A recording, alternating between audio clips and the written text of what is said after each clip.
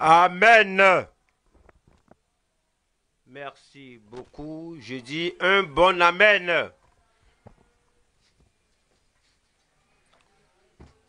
Père, nous te remercions pour ce moment. Nous bénissons ton nom. Que tu es grand, que tu es merveilleux.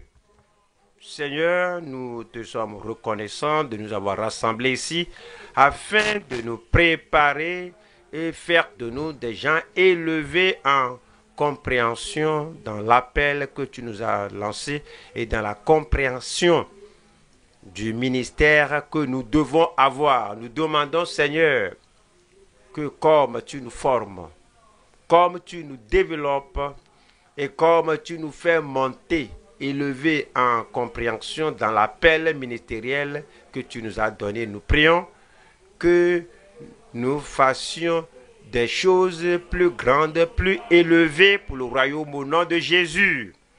Nous demandons, Seigneur, comme nous te servons fidèlement, comme nous servons bénéfiquement, comme nous servons de tout notre cœur, de toute notre âme, de tout notre esprit, que avec un amour extensif, que nous ne rations pas notre récompense au nom de Jésus. Merci Seigneur pour la réponse. Au nom de Jésus, nous prions. Donnez-moi un grand Amen avant de vous asseoir. Amen pour transférer la parole, pour injecter la parole dans votre cœur, dans votre vie, dans votre appel, dans votre ministère, au nom de Jésus-Christ. Assoyez-vous, que le Seigneur vous bénisse. Cette année, nous allons parler du leadership au lieu de suivre les leçons du sondage des Écritures. Déjà, on connaît ce qu'on a enseigné en Deutéronome 21 et 22 et sont des choses très claires et familières à nous. Mais pour nous former nous-mêmes, pour nous développer en tant que de véritables dirigeants dans l'Église du Nouveau Testament, c'est notre concentration ce jour, ce mois et au-delà. Aujourd'hui, nous allons parler de marcher sur les traces des dirigeants approuvés, des dirigeants nommés par Dieu, des dirigeants oints par Dieu. Nous avons les exemples dans l'Écriture et nous allons vouloir suivre leurs pas. Comment ont-ils servi le Seigneur? Comment ont-ils servi les gens? Qu'est-ce qu'ils ont souligné et comment Dieu les a approuvés, les a oints, afin qu'ils disent que toi, tu as bien fait ce qu'il a espéré de toi dans le leadership. Marcher sur les traces des dirigeants approuvés. Nous allons au psaume. Psaume 37. Psaume 37, verset 23. L'Éternel a fermé les pas de l'homme et il prend plaisir à sa voix. Dieu aime sa voix. Le dirigeant, le bon homme, l'homme gracieux, l'homme de l'évangile, l'homme, la personne que Dieu a suscité pour être une bénédiction aux gens, cet homme, l'homme-là, doit prendre plaisir à la voix de l'Éternel. Et si Dieu l'approuve, nous allons le suivre parce que voici l'homme qui est approuvé de Dieu. Et nous suivons ce que la personne a fait afin que la même approbation nous soit accordée. Nous allons au verset 31. 31 dit, la loi de son Dieu est dans son cœur. Un enfant de Dieu, un saint de Dieu, un serviteur de Dieu, un dirigeant dans le royaume, la loi de son Dieu est dans son cœur. Ses pas ne chancellent point. Celui-là qui a été choisi par Dieu, nommé par Dieu, approuvé de Dieu, alors il aime les voies du Seigneur il aime la parole de Dieu, il vit par cette parole, et puis il est en mesure de présenter les autres à cette parole et la même grâce qu'il a reçue du Seigneur, il est en mesure de transférer cela aux autres. Et la parole de Dieu, la doctrine, ce n'est pas seulement enseigner la loi, la parole, les doctrines, mais cette parole, cette loi, ce message que lui-même prêche, la loi de son Dieu est dans son cœur. Ses pas ne chancellent point.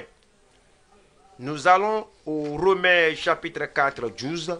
Romains 4, le verset 12 dit, il est le Père des circoncis qui ne sont pas seulement circoncis, mais encore qui marchent sur les traces de la foi de notre Père Abraham quand il était incirconcis. Le Seigneur l'a appelé, il a appelé à la repentance, il a appelé au salut, il a appelé à la vie éternelle, il a appelé à la vie céleste. Et après cet appel, il a marché par la foi. Et maintenant, nous sommes appelés peuple de Dieu, comme disciples de Christ, comme serviteurs de Christ. Nous sommes aussi des gens qui doivent marcher sur les traces de la même foi. S'il y a quelque chose d'un serviteur de Dieu, s'il y a quelque chose d'un dirigeant dans l'église du Dieu vivant, le dirigeant doit avoir la foi. Il doit marcher par la foi, il doit vivre par la foi, il doit prêcher, servir par la foi, parce que tout ce qui n'est pas de la foi est péché. Dans notre vie, ce qui n'est pas de la foi, dans notre ministère, ce qui n'est pas de la foi, dans nos actions, ce qui n'est pas de la foi, dans nos œuvres, tout ce qui n'est pas de la foi est péché. Donc, en tant que dirigeant, nous apprenons que nous devons marcher sur les traces de la foi d'Abraham.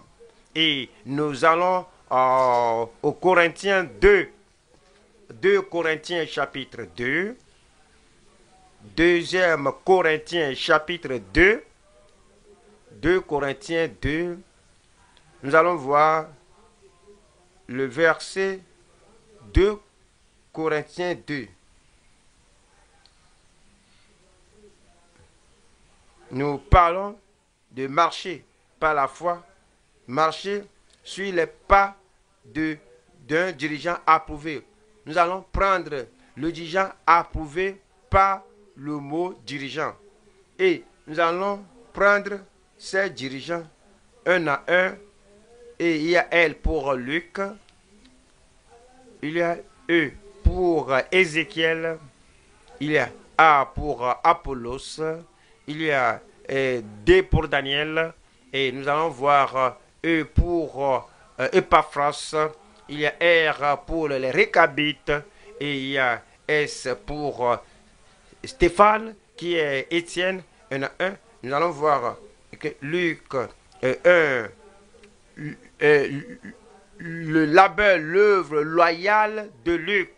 Si on doit être approuvé par Dieu, nous devons être loyaux. Nos œuvres, notre œuvre doit être loyale à Dieu, loyale au Seigneur, loyale à tout ce que le Seigneur a stipulé et établi. Il y a eux qui est Ézéchiel. C'est l'engagement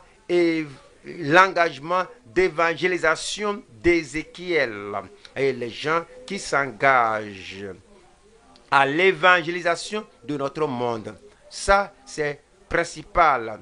Ça, c'est la priorité dans le cœur de Dieu. Donc, quand on est dirigeant, on doit s'engager dans l'œuvre d'évangélisation. Il y a Apollo qui fait avancer l'Église. Alors, à faire avancer la cause de Christ, il faut faire avancer ce que Dieu lui-même a pour intérêt. Ce qu'il exalte, nous l'exaltons. Il y a Daniel. Alors, c'est la consécration décisive de Daniel. Daniel s'était consacré à l'œuvre de Dieu, à la voix de Dieu, à la volonté de Dieu. Et il a décidé Il a résolu que ceci, c'est la voie et lui va y marcher. Il y a eux qui est Épaphras. Alors, nous allons voir Épaphras. Alors, on peut ne pas être très familier avec lui, mais Épaphras, nous avons, oui, son récit dans le Nouveau Testament, un dirigeant approuvé par Dieu. Et nous aussi, comme nous étudions la vie de telle personne, nous suivons, oui, nous suivons et son édification avec ferveur. Nous avons les récabites. Leur résolution retenue, leur résolution dans la volonté de Dieu, dans la voie du Seigneur, étant très décidés, résolus dans ce qu'ils ont appris et ce que leur Père leur a enseigné, ils sont demeurés décidés.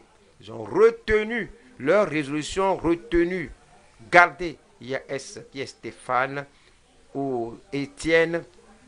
Nous avons là le sacrifice, le service sacrificiel de Stéphane ou Étienne. Et nous allons voir les dirigeants comme nous suivons leur pas parce qu'ils sont approuvés par Dieu. Et nous aussi, nous voulons être approuvés par le Seigneur.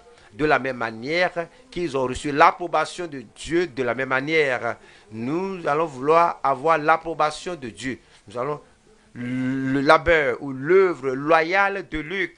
Je vais à Luc chapitre 1. Luc chapitre 1. Luc 1, verset 1. Luc 1, verset 1. Plusieurs ayant entrepris de composer un récit des événements qui se sont accomplis parmi nous. Suivant ce que nous ont transmis. Lorsque Jésus est venu avec la parole, il est venu dans le monde pour sauver les pécheurs. Et Luc a cru que Jésus, le Fils de Dieu, est le seul sauveur. Il n'y a point d'autre nom par lequel on peut être sauvé. Alors c'est le nom de Jésus. Et nous avons vu qu'ils ont cru que Jésus est le chemin, la vérité et la vie. Luc a dit qu'il y a une déclaration de ces choses. Et verset 2 dit, Luc 1, 2, suivant ce que nous ont transmis ceux qui ont été des témoins oculaires dès le commencement et sont devenus des ministres de la parole. Luc avait reçu la parole, des ministres de la parole, des apôtres, suscités par Dieu. Il a reçu la parole, des témoins oculaires qui ont vu les miracles. Et Luc a reçu, et lui, maintenant, à son tour, il transférait ce qu'il a reçu. Alors, ce que nous avons reçu, vous avez reçu la parole de sa grâce, la parole de sa puissance. Vous avez reçu la parole qui apporte la vie éternelle à nous. Vous l'avez reçu. Et maintenant, vous devez passer cela aux autres. Et le verset 3 dit, il m'a aussi semblé bon, après avoir fait des recherches exactes sur toutes ces choses, avant de passer la parole de Dieu aux autres, nous-mêmes, nous devons avoir une bonne compréhension, une compréhension nette et claire. Mais si nous mélangeons, si nous embrouillons notre compréhension, la parole du salut, la parole de la vie éternelle, la parole de sa grâce, si nous mélangeons tout, comment allons-nous transférer cela aux gens? La première chose que j'ai faite, c'est d'apprendre et j'ai appris et j'ai eu une compréhension parfaite des voies du Seigneur, de la parole de Dieu. Et il dit que maintenant, et de te les exposer par écrit, d'une manière suivie, d'une manière détaillée, d'une manière approuvée, comme nous prenons la parole de Dieu. Excellent Théophile, il écrivait à un homme politique, cependant il a souligné et les détails du commencement et de façon ordonnée jusqu'à la fin. Est-ce que vous avez vu Luc? Vous voyez l'évangile selon Luc, et c'est l'évangile le plus long. Il y a Matthieu, Marc, Luc. Cependant, il écrivait cela à une seule personne. Alors, c'est un homme très minutieux, très détaillé, diligent, qui a pu écrire cela à une seule personne. Si on écrit cela à une seule personne, combien plus fort raison qu'on se lève pour prêcher à 1000 personnes. Donc nous devons être très très très détaillés quand on prêche. Le verset 4 dit, afin que tu reconnaisses la certitude des enseignements que tu as reçus. La raison pour laquelle nous prêchons et nous enseignons, c'est que les gens qui entendent sachent ou connaissent la certitude des choses que nous leur passons. Actes des apôtres. Acte 1.1. Théophile, j'ai parlé dans mon premier livre. Et il a écrit l'évangile selon Luc à ce Théophile. De tout ce que Jésus a commencé de faire et d'enseigner dès le commencement. Le verset 2. Jusqu'au jour où il fut enlevé au ciel, après avoir donné ses ordres par le Saint-Esprit aux apôtres qu'il avait choisis. Il a écrit sur la vie de Christ sur terre, le ministère de Christ sur la terre, ce qu'il a commencé de faire, ce qu'il a commencé d'enseigner. Il a commencé, mais la continuation des actes de sa puissance, des actes de sa puissance miraculeuse, la continuation, on continue par les apôtres. Alors, cela continue par les apôtres. Maintenant, il allait encore écrire le récit, l'histoire de l'Église, du corps de Christ. Et comme il a écrit fidèlement dans le passé, le ministère avant le calvaire, maintenant, il va aussi écrire fidèlement le ministère de Christ au travers du corps, au travers de ses apôtres, après le calvaire, après sa résurrection et après son ascension. Maintenant, il dit que le Seigneur commençait à faire et enseigne. Le Seigneur veut qu'il continue ce qu'il a commencé de faire, ce qu'il a commencé d'enseigner. Alors, il veut que vous et moi, que nous continuions comme les ministres approuvés ont fait. Il veut que vous et moi, que nous fassions la même chose. Que l'évangile qu'il a prêché, que nous le prêchions. L'évangile qu'il a manifesté, que nous le manifestions. Les doctrines qu'il a enseignées, que nous les enseignions. Alors c'est l'objectif de Luc. Et comme nous le voyons, en tant que modèle, en tant que notre exemple, en tant que modèle de leadership, nous aussi, nous devenons des ouvriers loyaux dans le royaume de Dieu. 2 Timothée chapitre 4 verset 10. Car Démas m'a abandonné par amour pour le siècle présent. Démas était un disciple de Christ, également un co-associé, un co-ouvrier de l'apôtre Paul.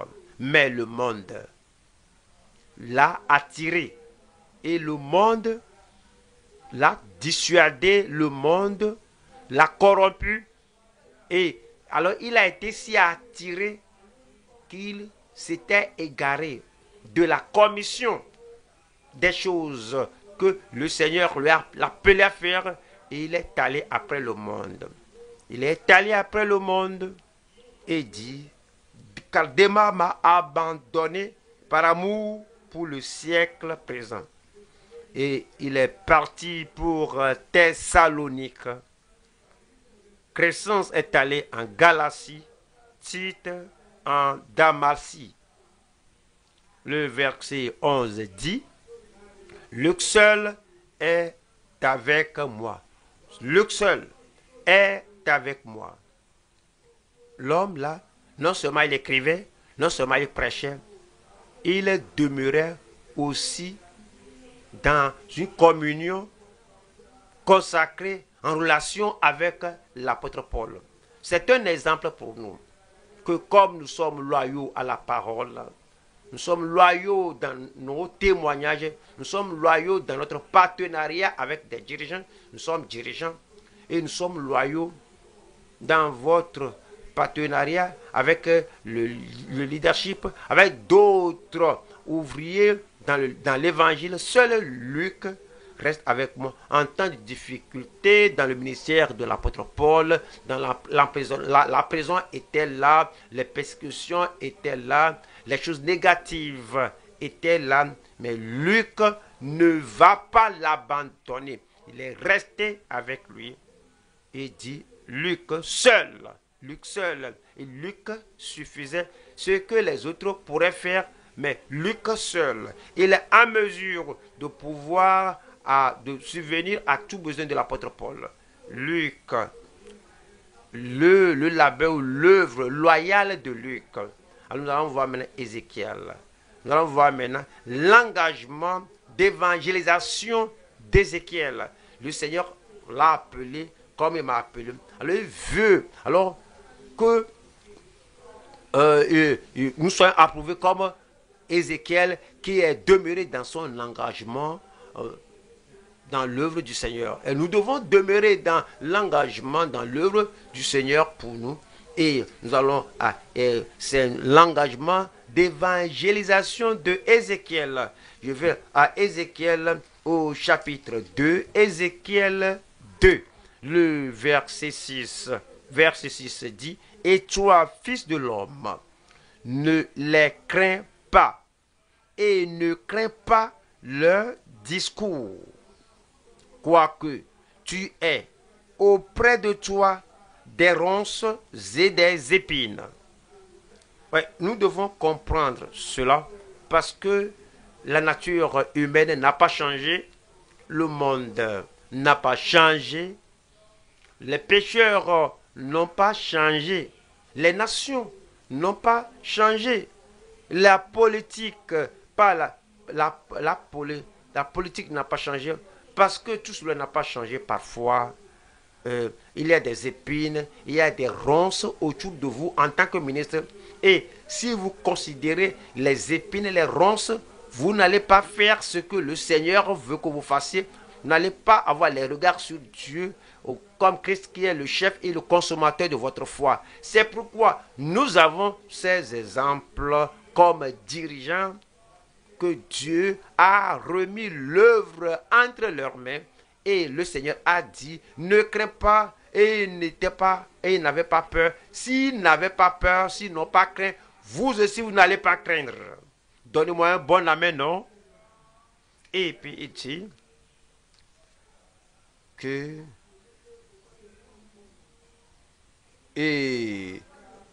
quoique tu aies auprès de toi des ronces et des épines, et que tu habites avec des scorpions.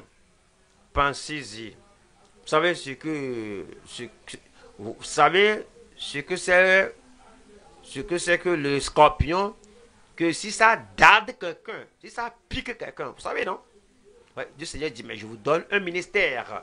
Je vous donne la parole de la réconciliation. Vous allez écouter la parole de ma bouche et vous irez leur dire. Donc vous allez demeurer parmi les scorpions. Et leur esprit, et il pourrait avoir certains actes des scorpions, et ne crains pas leur discours. Et ne t'effraie pas de leur visage, quoiqu'ils soient une famille de rebelles. Voilà le verset 7.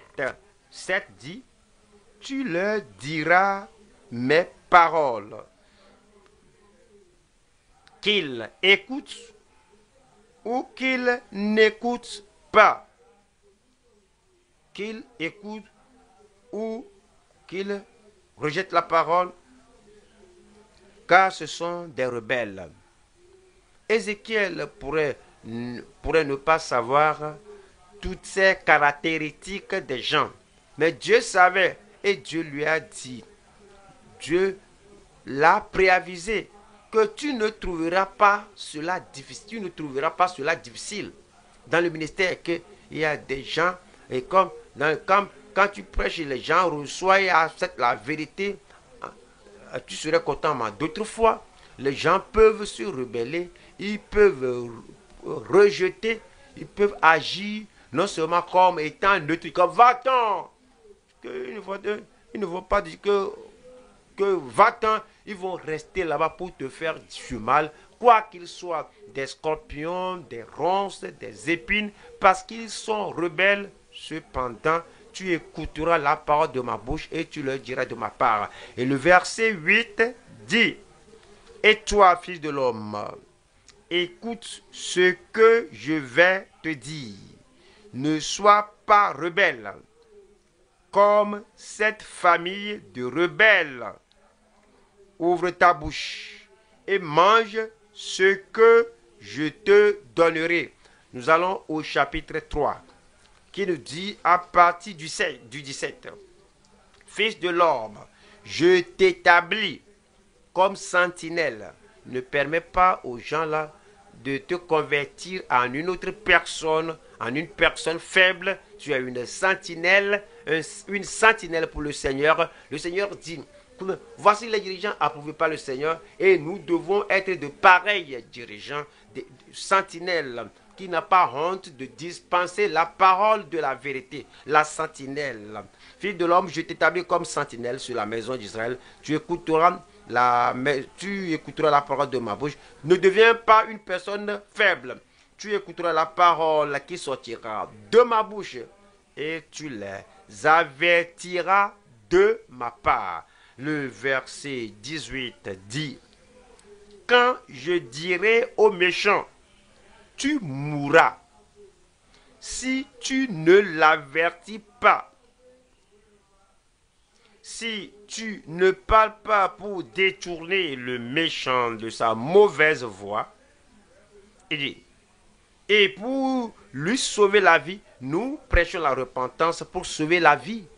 Nous prêchons aux méchants de se repentir et venir à Dieu. C'est pour sauver sa vie. Nous, la raison pour laquelle nous prêchons la repentance, croyez à l'évangile, c'est pour sauver la vie. La raison pour laquelle nous leur disons, oui, d'amender leur passé, de faire la restitution, de venir au Seigneur et que la grâce de Dieu les refaçonne, les modèle, les transforme. On fait cela pour sauver la vie.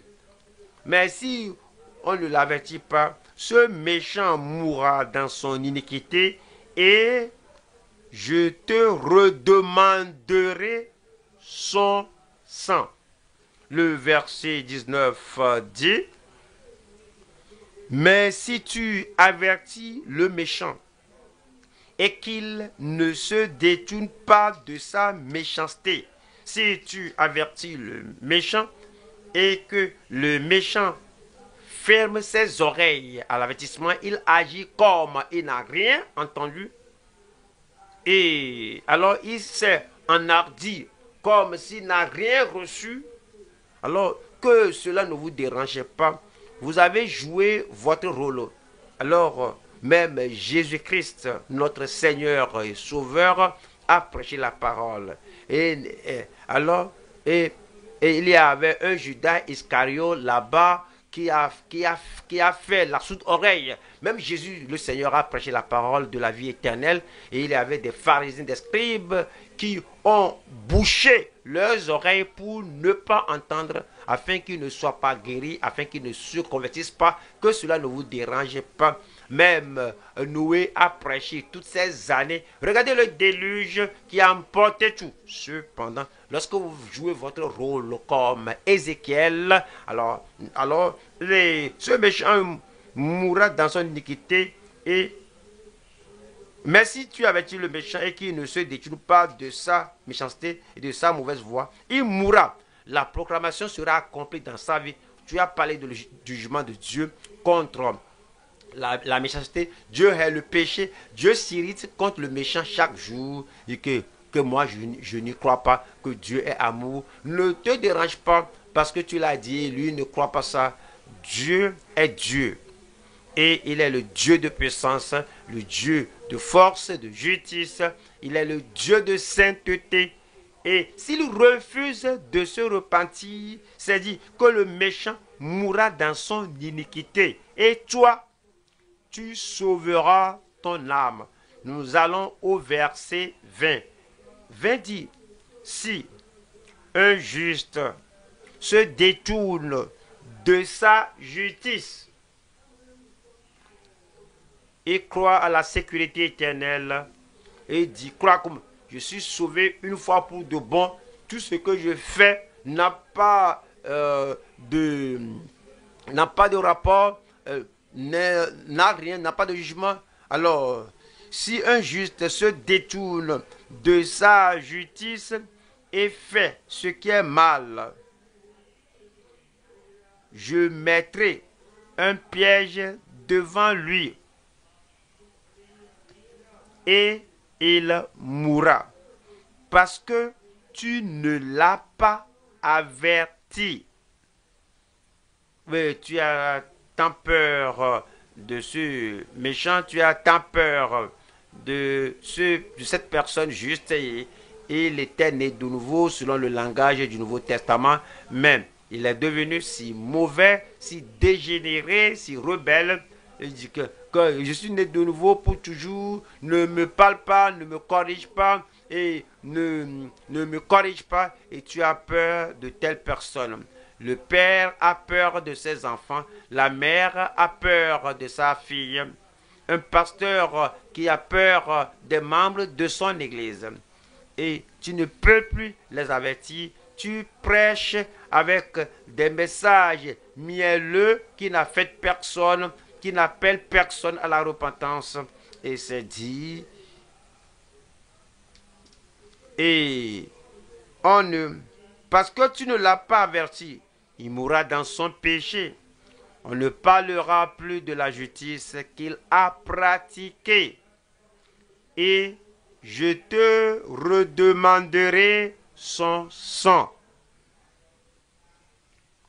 Craindre de délivrer le message que le Seigneur nous a donné a une conséquence éternelle. Nous allons au verset 21. Mais si tu avertis le juste de ne pas pécher et qu'il ne pêche pas, il vivra parce qu'il s'est laissé avertir. Et c'est dit, et toi, tu sauveras ton âme. Ézéchiel 33. Ézéchiel chapitre 33, verset 6. Si la sentinelle voit venir l'épée et ne sonne pas de la trompette, si le peuple n'est pas averti et que l'épée vienne enlever à quelqu'un la vie, celui-ci périra à cause de son iniquité, mais je redemanderai son sang à la sentinelle. Nous comprenons donc que l'engagement à l'évangélisation n'est pas facultatif. Si je veux, je le fais. Si je n'éprouve pas le plaisir de le faire, je ne vais pas le faire. Non, on n'a pas cette option. Oui, il a fait de toi une sentinelle, un témoin, un ouvrier. Si tu le fais, il y a une récompense. Si tu ne le fais pas, il y a le jugement. Je te redemanderai son sang. Voilà le verset 7 qui dit, et toi, fils de l'homme, je t'ai établi comme sentinelle sur la maison d'Israël. tu dois écouter la parole qui sort de ma bouche. Tu dois écouter la parole, tu dois apprendre la parole, tu dois recevoir la parole, tu dois te développer en tant que dirigeant.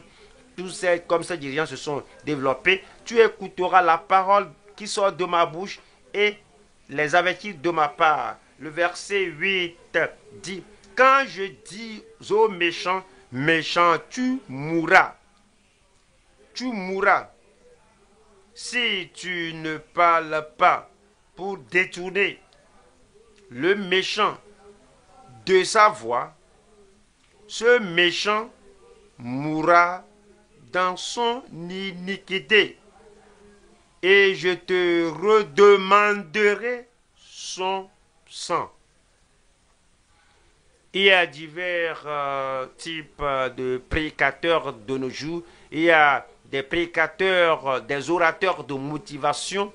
Et ils vont parler des choses positives, comment Dieu nous aime, comment Dieu va vous promouvoir, comment Dieu va vous faire ceci et cela. Et ne touche jamais le domaine de la repentance, comment se repentir du péché, être affranchi du péché. Ils sont là pour faire sentir, pour faire donner une bonne humeur aux gens, être en bon état. Ces motivateurs ne font que parler des promesses de Dieu sans se référer à la responsabilité du pécheur de se repentir et revenir au Seigneur. Sinon, ces gens vont périr dans leurs iniquités, mais le sang, Dieu va le demander de la main de ce séducteur, de ce prédicateur motivateur qui ne parle jamais de la nécessité d'avoir le salut qui transforme notre vie, le salut qui transforme notre vie et la sanctification qui nous donne la vraie nature de Dieu et nous fait vivre dans la piété, dans la justice, dans la sainteté tous les jours de notre vie.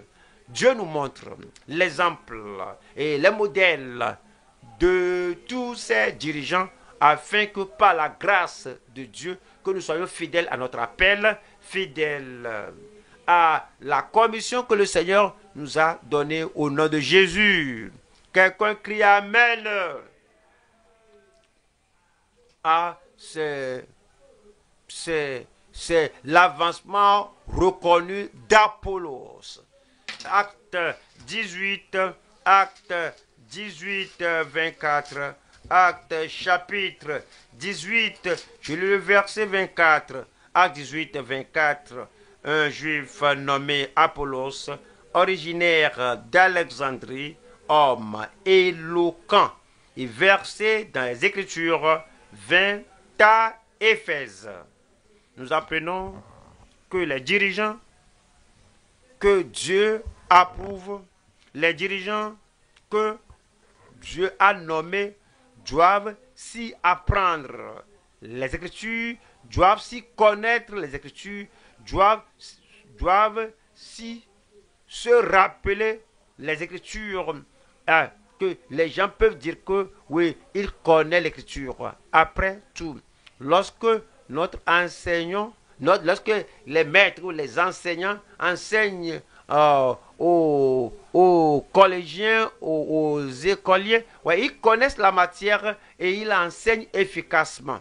Alors, ils connaissent ça au bout de leur doigt. Si les maîtres séculiers qui enseignent nos enfants à l'école primaire, au collège, à l'université, alors combien les ministres de l'évangile doivent-ils apprendre la parole? Nous devons connaître entièrement la parole avec la bonne interprétation et application et avec l'application appropriée, l'accent approprié de la parole de Dieu. Ici, c'est dit de Apollos qu'il fut un homme éloquent, c'est-à-dire qu'il peut parler intelligemment, il faut parler avec cohérence, il peut parler de façon agréable parce qu'il était un homme bien versé, il était versé dans les Écritures et Et il est 25, il était instruit dans la voie du Seigneur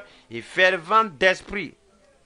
Vous savez, son esprit est fervent, la passion est en lui. Vous voyez, quelqu'un peut amener de la nourriture et la nourriture est très froide et c'est mis au frigo. Ce n'est pas réchauffé, on ne peut pas manger cela, on ne peut pas en jouir. Mais quand la parole, le pain de vie est en feu et vous avez le zèle et vous ne dormez pas, vous ne somnolez pas et vous déjà passionnément vous délivrez la parole aux gens. Et c'est dit, il était instruit dans la voie du Seigneur et fervent d'esprit. Il a annoncé et enseigné avec exactitude.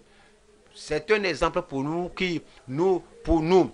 c'est un exemple pour nous qui voulons être dirigeants et enseigner avec exactitude de ce qui concerne Jésus, bien qu'il ne connût que le baptême de Jean. Quoi qu'il soit fervent, il était limité. Il y a des dirigeants fervents, mais qui sont illimités. Ils sont limités. Oui, et ils disent que, oui, repens-toi de tes péchés, et ils sont fervents de cela. Et que le salut du Seigneur va couvrir la terre comme tout. Ouais, mais ils sont limités. Ils ne connaissent pas la provision du calvaire. Ils ne connaissent rien de la guérison, de la sanctification. Ils ne savent rien d'avoir la nature divine et la transmission du Saint-Esprit. Ils ne connaissent que l'enseignement de Jean-Baptiste. Mais maintenant, on nous dit au verset 26. Le verset 26 dit, il se mit à parler librement selon sa connaissance et parlait librement dans la synagogue. Où que vous soyez, ce que vous dites, quand vous parlez, ce que vous avez appris toutes ces années, vous faites sortir cela et vous regardez les gens directement et vous parlez librement. Est-ce que je parle de la repentance? Soyez audacieux pour en parler. Est-ce que vous parlez de la restitution? Parlez librement de cela. Est-ce que vous parlez de la rédemption, de la justice? Soyez courageux pour le déclarer. Est-ce que vous parlez de la restauration, de l'avènement à l'enlèvement? Soyez audacieux pour en déclarer parce que vous connaissez les Écritures, vous êtes convaincu vous-même et vous parlez avec audace, vous parlez librement. Ça, c'est le leadership. Vous parlez de mariage, soyez audacieux pour en parler. Et si vous parlez de l'aberration de cette génération, parlez, soyez audacieux pour en parler. Parlez des normes de Dieu, l'unicité du standard de Dieu, ce qu'il nous a établi dans sa parole. Soyez courageux pour le déclarer. Si vous êtes courageux, alors vous pouvez convaincre les gens qui sont à ce côté négatif de la parole. Alors vous serez en mesure d'apporter la conviction à leur vie et les conduire à confesser et à la conversion et à la consécration parce que vous avez déclaré la parole avec audace et librement. Et c'est dit que Aquilas et Priscille, l'ayant entendu, le prirent avec eux et lui exposaient plus exactement la voie de Dieu.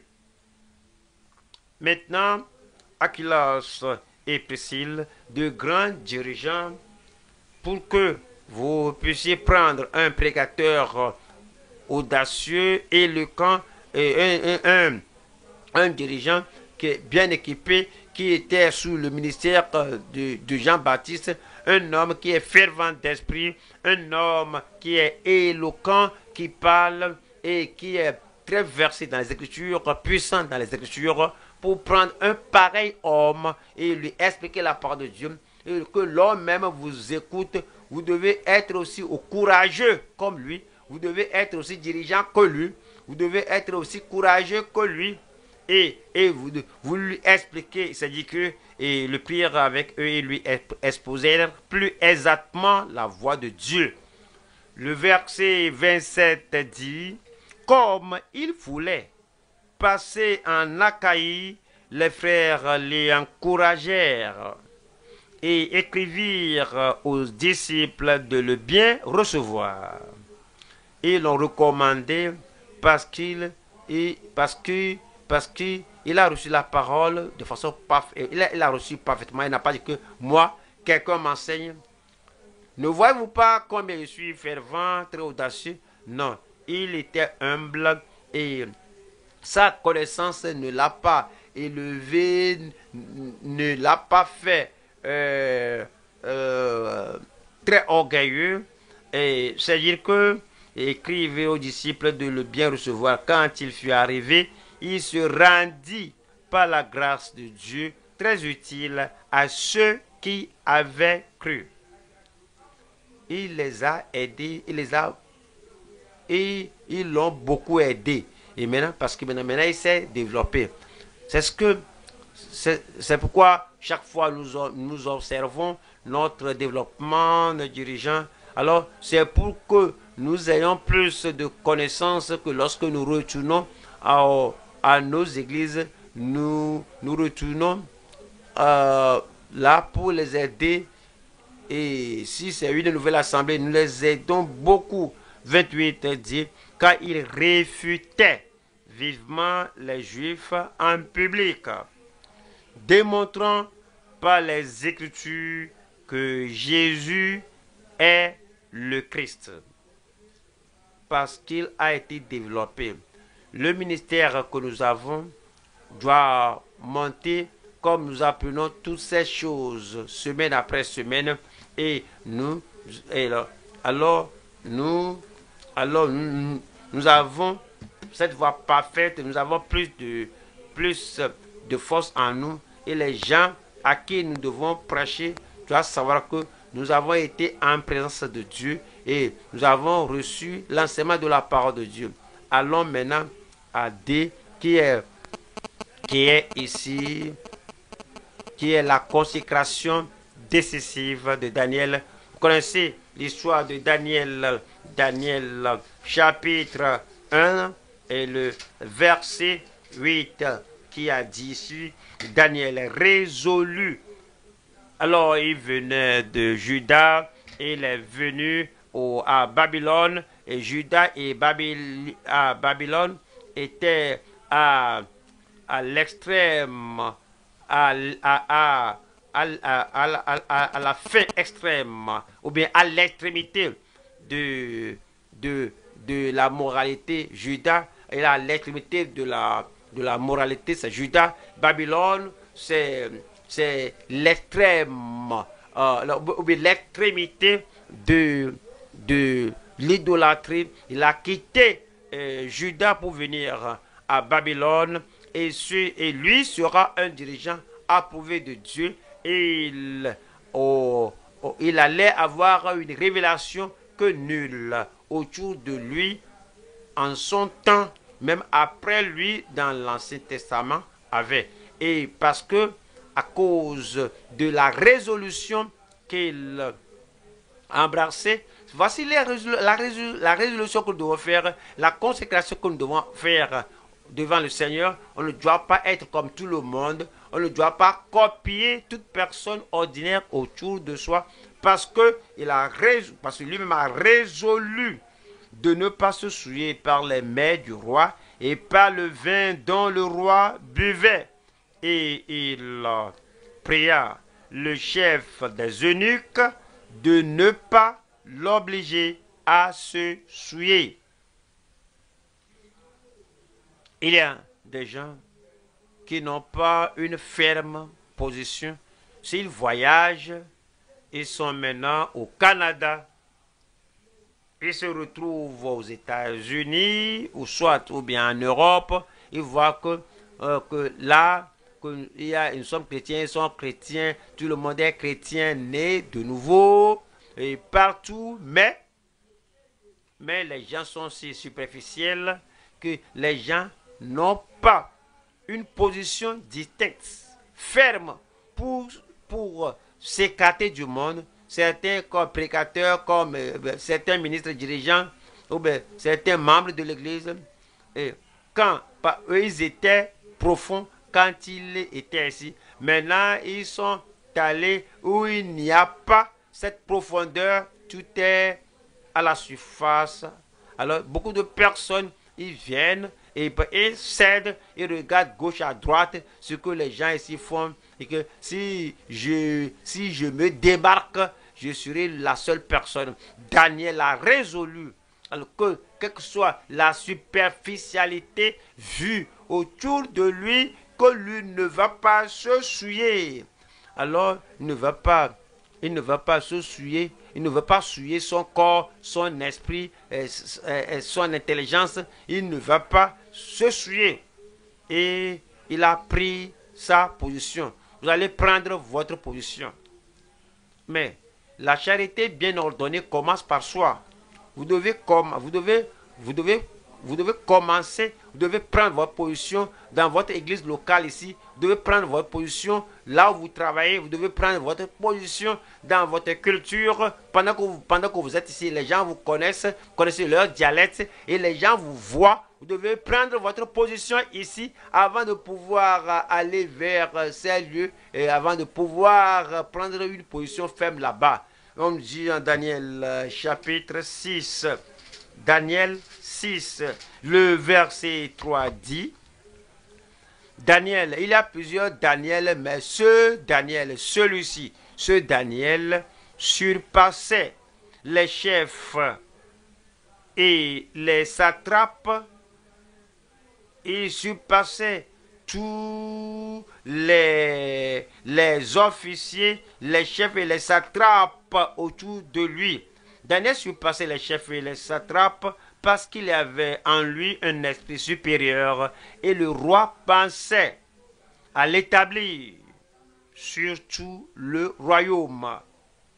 Le verset 4 dit, alors les chefs et les satrapes cherchèrent une occasion d'accuser Daniel en ce qui concernait les affaires du royaume, mais ils ne purent trouver aucune occasion ni aucune chose à reprendre, parce qu'il était fidèle, et qu'on n'apercevait chez lui ni faute, ni rien de mauvais. Verset 5. Et ces hommes disent, nous ne trouverons aucune occasion contre ce Daniel, ce Daniel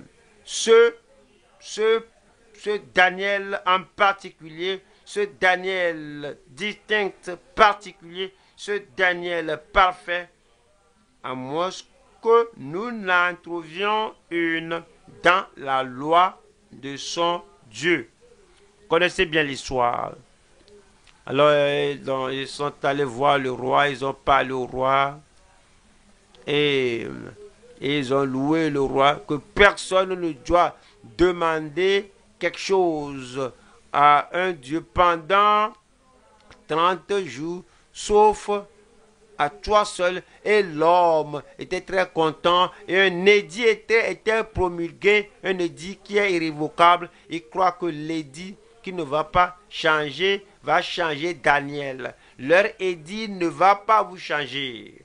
Mais vous savez, mais vous devez choisir, vous devez préférer la douleur au plaisir. On l'a appris au congrès. Ce qui motive les gens, ce qui définit, ce qui fait que les gens décident, ce qui fait que les gens font leur choix, soit qu'ils aiment le plaisir, soit qu'ils détestent la douleur. À cause de cela, ils disent que oui, ceci va me donner le plaisir, alors, compromettre un seul mois, compromettre pendant 30 jours, oui, je choisis le plaisir. Non, Daniel savait il connaissait la fosse au lion.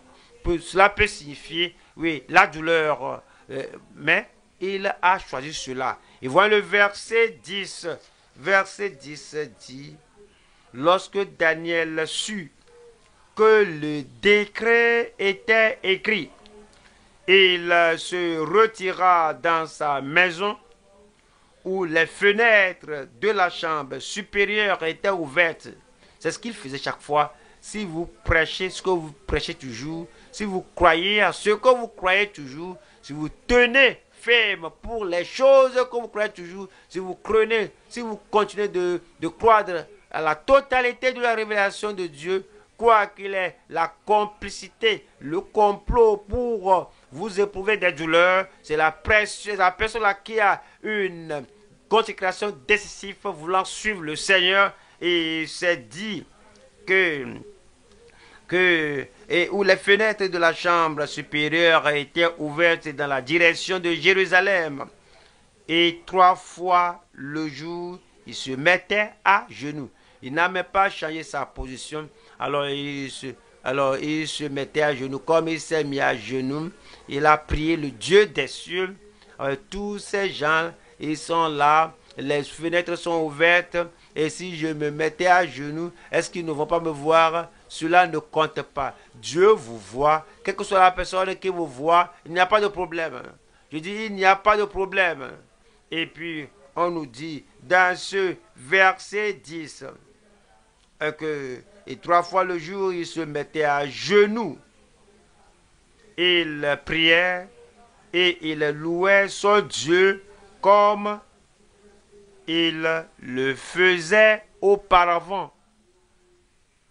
Oui, le rapport a été fait contre lui. Des gens pourraient vous rapporter, les gens qui pourraient même, de nos jours, il y a la technologie. On peut voir ce que tu fais n'importe où. Ils peuvent même écouter ce que vous avez dit quelque part. Et on peut même vous espionner sans que vous soyez au courant. Pourquoi avoir peur de cela si vous ne craignez pas, si vous ne faites rien de mauvais, si vous ne volez pas, si vous ne faites rien de mauvais, même si on vous espionne, alors ils vont voir la sainteté au nom de Jésus. Alors ils l'ont espionné et puis le rapport était fait que voici ce que Daniel a fait. Pour écouter l'histoire, il était envoyé à la fosse aux lions. Mais les lions ne pouvaient pas le dévorer. Aucun lion ne peut vous dévorer, vous manger. La raison pour laquelle les gens gèrent les situations, ils ont l'autogestion. Je ne veux pas qu'ils sachent cela de moi. Qu'est-ce que tu fais? Que tu ne veux pas que les gens en soient au courant. Je ne veux pas que voici ce que je dis. Qu'est-ce que tu dis? Que tu ne veux pas que les gens en soient au courant. Quel que soit ce que les gens écoutent, entendent, ils vont écouter l'évangile provenant de votre bouche. Qu'est-ce qu'ils voient? Et ils vont voir les normes de la parole dans vos actions au nom de Jésus.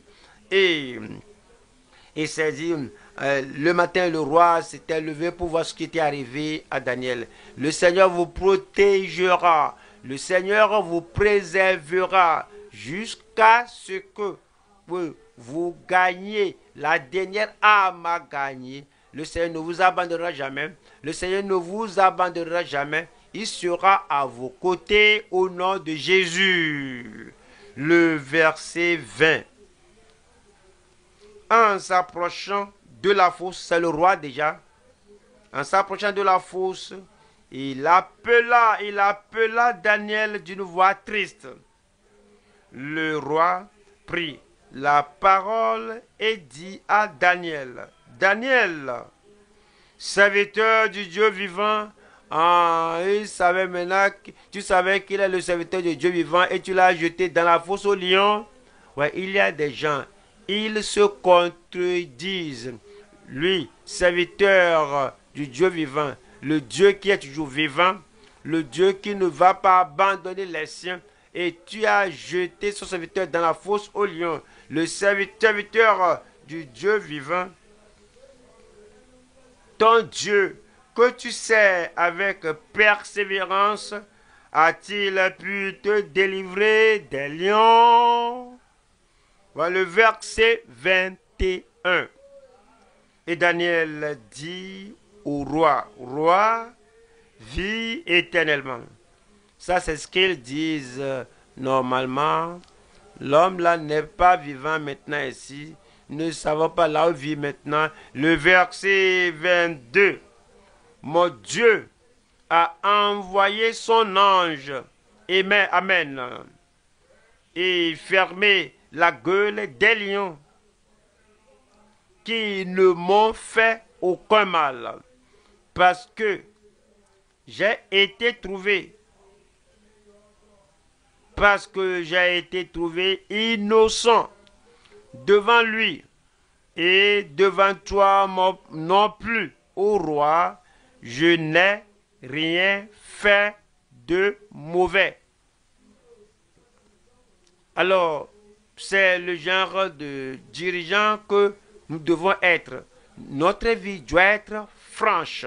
Nous devons avoir une vie sainte et juste. Ces dirigeants étaient approuvés par Dieu et nous, si nous allons être approuvés par Dieu, voici le style de vie que nous devons mener. Nous allons à Matthieu 24, 15.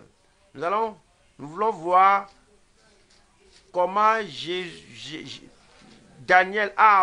comment Jésus a approuvé Daniel, comment il a mentionné sa prophétie qui sera approuvée. Matthieu 24, le verset 15 qui dit: c'est pourquoi lorsque vous verrez l'abomination de la désolation dont a parlé le prophète Daniel.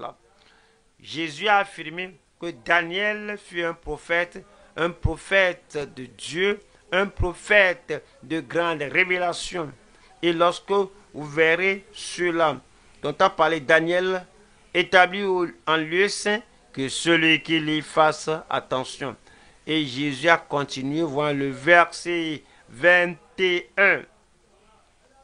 Maintenant, Jésus a dit: car alors la détresse sera si grande qu'il n'y en a point eu de pareil depuis le commencement du monde jusqu'à présent, et qu'il n'y en aura jamais. Daniel a parlé de cela. Jésus l'a affirmé, Jésus l'a confirmé, que ce que Daniel a dit s'accomplira certainement. Le verset 24 dit: car il s'élèvera de faux Christ et de faux prophètes, ils feront de grands prodiges et des miracles, au point de séduire, s'il était possible, même les élus. Le verset 25 dit: voici, je vous l'ai annoncé d'avance. 35. Le ciel et la terre passeront, mais mes paroles ne passeront point. Jésus a dit: Daniel, ce prophète-là, qui avait une consécration décisive, une déclaration décisive, si sa parole ne passera pas, voici Christ, le Messie, le Sauveur, voici le Fils de Dieu qui est plus grand et plus élevé que Daniel. Le ciel et la terre passeront, mais mes paroles ne passeront pas. Voyons la lettre suivante. C'est Épaphras. Épaphras, c'est le sérieux édifiant d'Épaphras. Le sérieux ou la sincérité édifiante d'Épaphras. Alors, comme Dieu a approuvé ces gens-là, alors, et Dieu nous a suscité et il approuvera votre ministère au nom de Jésus. Et la position ferme et leur vie et les qualités distinctes qu'ils avaient, alors c'est pourquoi Dieu les a approuvés et ils étaient des dirigeants approuvés. C'est la même qualité de vie, c'est la même consécration et c'est le même engagement et la même soumission absolue au Seigneur qui nous qualifie d'être approuvés aujourd'hui. Il y a quelque chose de... Là, on voit ici le sérieux édifiant d'Épaphras. Colossiens 1, verset 7, qui dit, d'après les instructions que vous avez reçues d'Épaphras, notre bien-aimé, compagnon de service. Paul a dit que comme je sais le Seigneur, lui a servi le Seigneur, il est un compagnon de service qui est pour vous un fidèle ministre de Christ. Alors il est votre ministre à Colosse. Il est fidèle comme nous sommes fidèles, ainsi l'est-il. Et verset 8, et qui nous a appris de quelle charité l'Esprit vous anime. Le verset 9 dit, c'est pour cela que nous aussi, depuis le jour où nous en avons été informés, nous ne cessons de prier Dieu pour vous et de demander que vous soyez remplis de la connaissance de sa volonté en toute sagesse et intelligence spirituelle. Le verset 10. Pour marcher d'une manière digne du Seigneur, voyez Epaphras, le ministre fidèle qui marche de façon digne.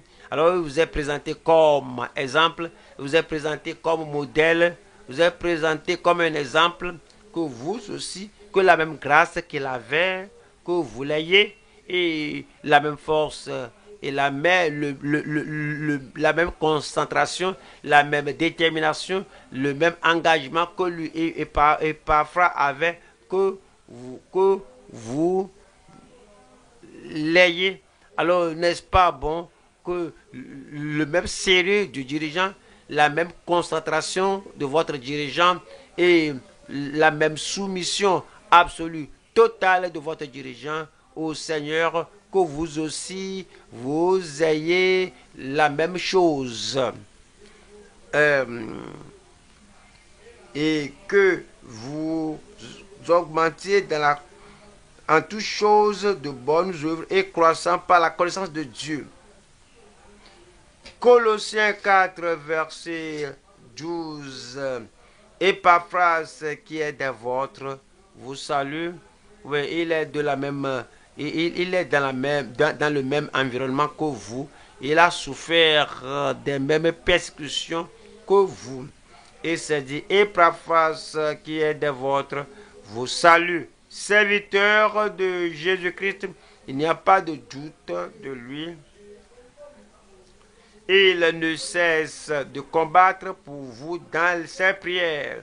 L'apôtre Paul a dit, j'ai vu Epaphras, je veux voir le temps où il va manifester la lassitude, l'épuisement, la fatigue, que chaque jour n'est pas Noël. Aujourd'hui, vraiment, j'ai la faveur, aujourd'hui je suis fatigué. Non.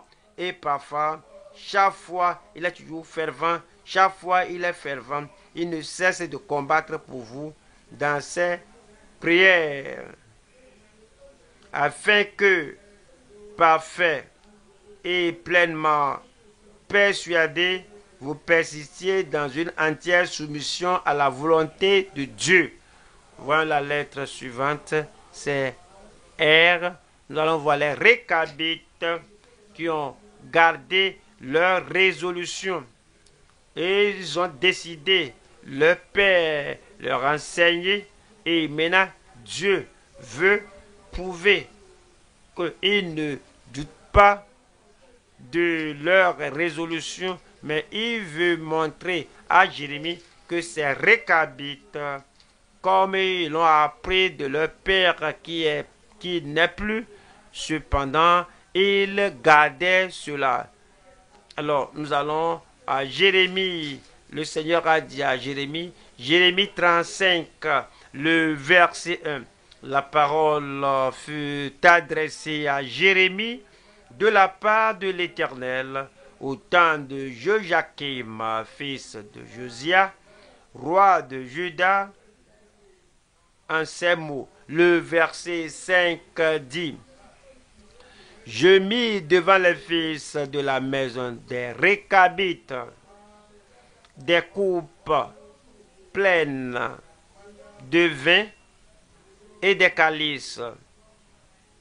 Et je leur dis, buvez du vin. Oh, vraiment que c'est une grande tentation, une grande épreuve. Mais nous devons comprendre, si Jérémie, un prophète réputé, populaire, a dit que Dieu l'a envoyé pour nous donner du vin à boire, quoique nous ayons toute cette conviction, mais voici maintenant Jérémie est venu, qui a donné du vin, des bouteilles de vin et la coupe à boire. Et c'est dans la maison de Dieu. Peut-être Dieu nous libère de la résolution que nous avons apprise, que nous avons prise du moins. Amen. Quand on voit le verset 6, mais ils répondirent, nous ne buvons pas de vin. Amen. Ceci, c'est du vin sacré. Nous ne buvons pas de vin. Amen. Ceci, c'est pourvu, c'est donné par un prophète respecté, Jérémie. Nous ne buvons pas de vin. Amen. Si dans cette génération maintenant, si nous allons atteindre le monde, nous devons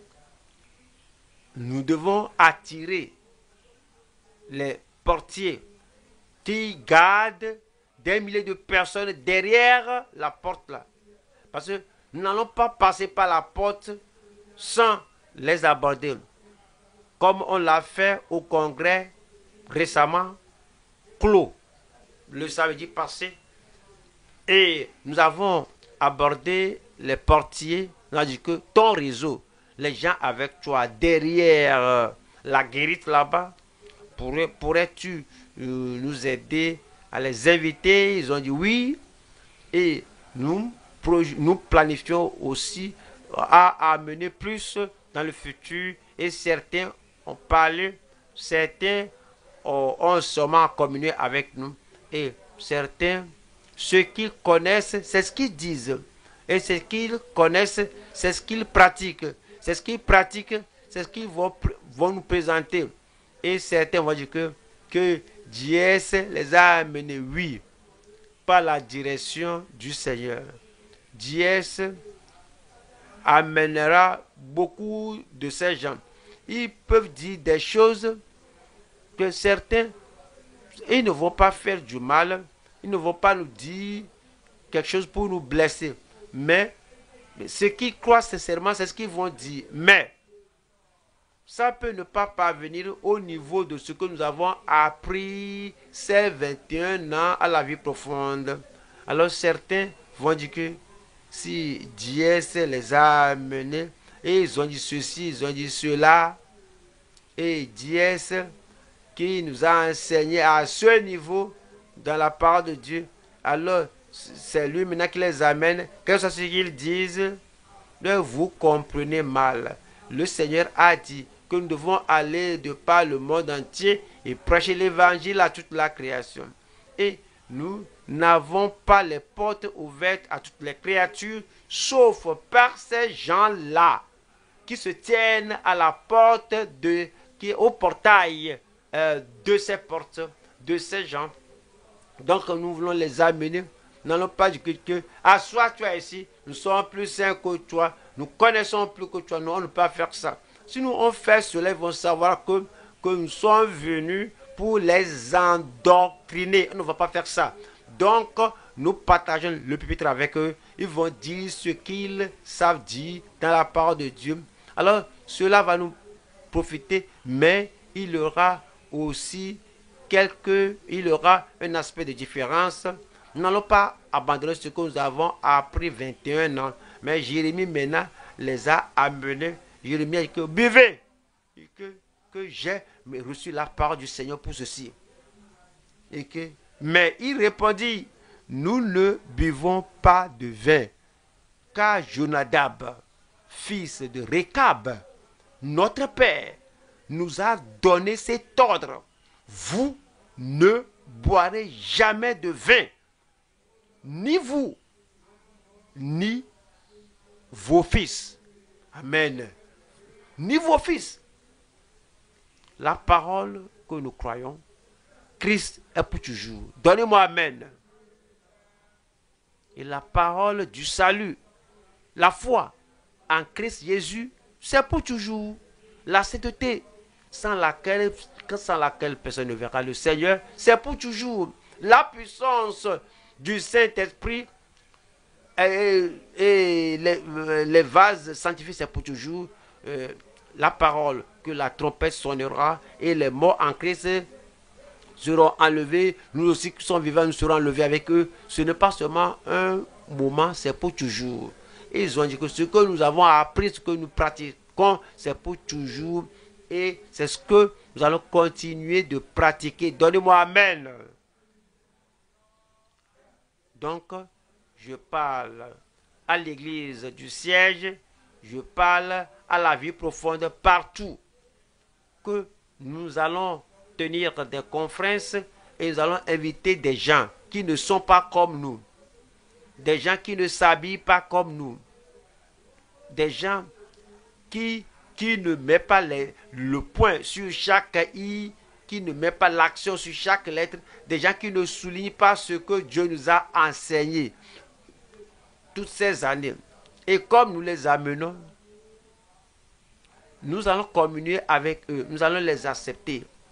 Parce que c'est par cela, c'est par cette acceptation que nous serons en mesure de les influencer.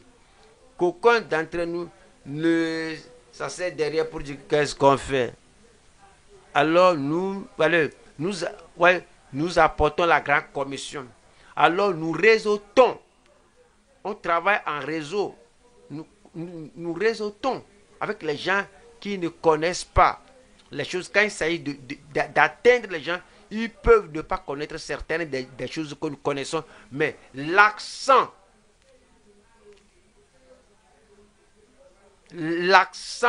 sur la vie sanctifiée, sainte, pieuse, fortifiée, les récabites ne vont pas changer, quoique le prophète réputé Jérémie soit venu leur dire ce qu'il faut faire. Le verset 18 dit, et Jérémie dit à la maison des récabites, ainsi parle l'Éternel des armées, le Dieu d'Israël, parce que vous avez obéi aux ordres de Jonadab, votre père, parce que vous avez observé tous ses commandements,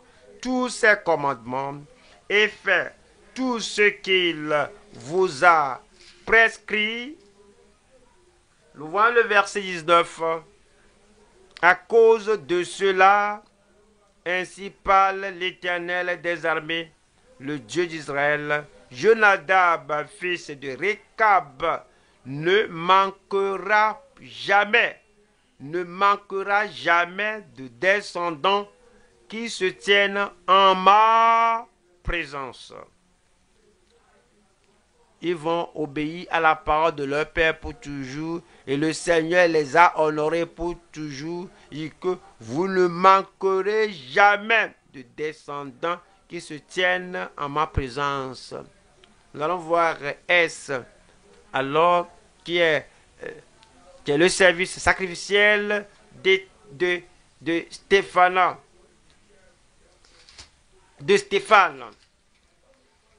1 Corinthiens 16. 1 Corinthiens 16, 15. 1 Corinthiens 15, 16. Stéphanas. 1 Corinthiens 15, 16. 1 Corinthiens 16, 15. 16, 15.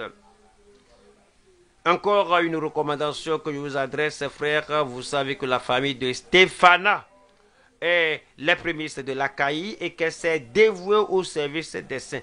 Il n'y a personne qui les ait dévoués, mais Stéphana lui-même s'est dévoué. Il a embrassé la voie de ferveur, de dévotion pour servir le Seigneur en saison sèche, en saison pluvieuse, en saison de stérilité ou de fructification. Quel que soit le cas, Stéphane a décidé de se consacrer, de se dévouer entièrement au Seigneur. Et ce sont des gens, ce sont ces exemples que le Seigneur nous montre, qu'il les a approuvés, il les a nommés, il les a nommés du moins, il les a oints. Regardez la façon dont ils m'ont servi, comment ils se sont donnés, comment ils se sont dévoués au service des saints. alors il nous appelle à la même chose. Nous allons le faire. La même grâce disponible pour eux est disponible pour nous au nom de Jésus. Voyons le verset 17. Je me réjouis de la présence de Stéphana. Je me réjouis de la présence de Stéphana, de Fortunatus et d'Achaïcus. Ils ont supplié à votre absence. Ils ont supplié à votre absence. Ce qui manque dans la vie des Corinthiens, les Corinthiens ont fait de leur mieux pour aider, pour soutenir, pour servir et pour aider et pour servir Paul, mais il manquait de quelque chose et Stéphana et ces deux autres ont vu que ceci fait défaut parce qu'ils se sont dévoués au service des saints et au service des serviteurs de Dieu.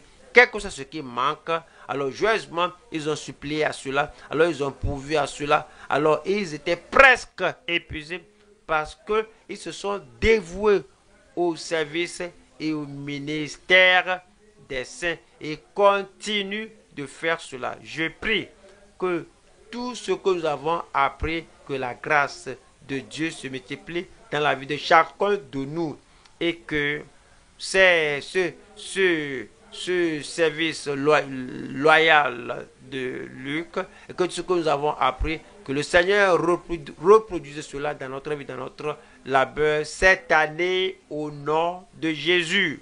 Je le peux, je le ferai, je le veux, je dois le faire. Priez nous tenir debout et priez le Seigneur parce que le Seigneur nous a exposé ses dirigeants afin que nous aussi nous vivions comme eux. Ouvrez la bouche et priez le Seigneur dans la prière.